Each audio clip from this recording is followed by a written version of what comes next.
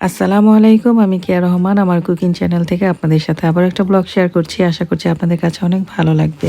বাচ্চাদের কয়েকদিন ধরে স্কুল ছুটি দিয়েছে আর মনে হইতেছে সময় একদমই কাটতেছে। বাসায় বসে বসে সবাই আসলে বোরিং হইতেছিলাম। তার মধ্যে ছিল জ্বর, ঠান্ডা সবকিছু মিলে একদম মারাত্মক একটা অবস্থা ছিল। এক তো বোরিং সময়, তার মধ্যে অসুস্থতা। ঘোরাঘুরি যে আয়োজন করা হয় কখনো আসলে আমি নিজে প্ল্যান করি না, অন্য কেউ আসলে প্ল্যানটা করে। আর আমি যদি কখনো কোনো কিছু প্ল্যান করি তাহলে দেখা গেছে সেটা একদমই সাকসেস হয় না, তাই আসলে আমি কখনোই প্ল্যান করি না।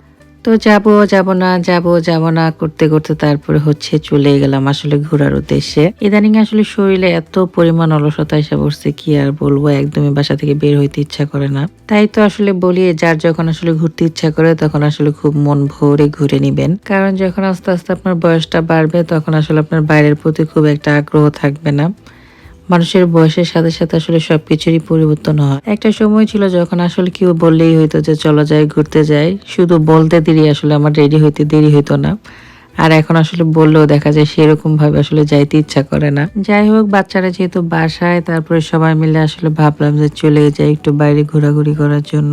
তো দেখা যায় ম্যাক্সিমাম সময় আসলে এই পার্কটার মধ্যে আমরা চলে আসি, একটু খাবার টাবার রান্না বান্না করে, বাচ্চারা খেলাধুলা করে, আমরা এখানে খাওয়া দাওয়া করি। তো এখানে সব ভাবিরা টুকটাক খাবারও নিয়ে আসছিল, সেগুলো আসলে এই যে গুছাইতেছিল সবাই মিলে। তো ইচ্ছা করতেছিল আসলে একটা ইফতারির আয়োজন করি সবাই মিলে, তারপরে বাইরে আসলে বসে ইফতারি করব। যদি আসলে রোজার মাস না, তারপরে আসলে সবাই মিলে এখানে বসে আমরা ইফতারির আয়োজন করছিলাম। আর এখানে একটা মজার বিষয় শেয়ার করি, যে এই টুনটুনি পুরি আমাকে নাচ দেখাইতেছিল আর বলতেছিল আমাকে একটু ভিডিও করে দাও, আন্টি আমাকে একটু ভিডিও করে দাও। তাকে দেখে আবার সেও চলে আসছে এখানে নাচ দেখানোর জন্য। তো সবাইকে আমি একটু ভালোবাসা দিয়ে দিলাম আর কি। তো এই টুনটুনি বুড়িরাও আসলে বুঝে গেছে তার আন্টি যে এখন ভিডিও করে যে সোশ্যাল মিডিয়ায় ছাড়ে। আর এদিকে আমার টুনটুনি তো আমাকে না দেখে একদমই ভয় পেয়ে গেছে, সে মানে এখানে সেখানে খোঁজাখুঁজি করতেছিল আমাকে।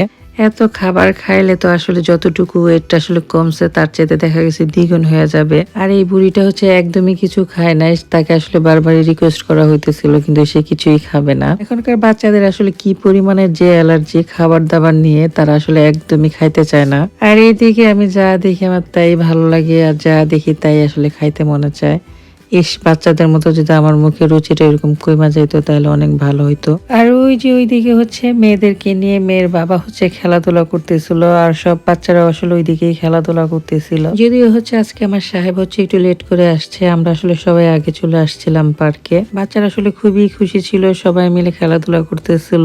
আর আমি তো আসলে ভিডিও করার উস্তাদ, যেখানে যাই আর ভিডিও করি বাচ্চাদেরকে, বাচ্চারা আসলে কি করে তাদের ছোট ছোট মোমেন্ট গুলো আসলে ভিডিও করে রাখতেছিলাম।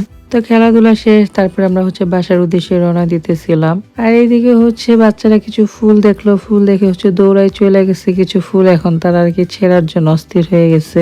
তো সবকিছু মিলিয়ে আলহামদুলিল্লাহ খুবই সুন্দর একটা সময় ছিল, সুন্দর একটা দিন ছিল। এখান থেকে আসলে চলে গেছিলাম এক ভাবির বাসায় চা খাওয়ার জন্য। সবাই নাকি আসলে প্রচুর চা খাইতে ইচ্ছা করতেছিল। এইতে ছিল আমার আজকের ভিডিও। সবাই অনেক ভালো থাকবেন, আমাদের জন্য দোয়া করবেন। আসসালামু আলাইকুম।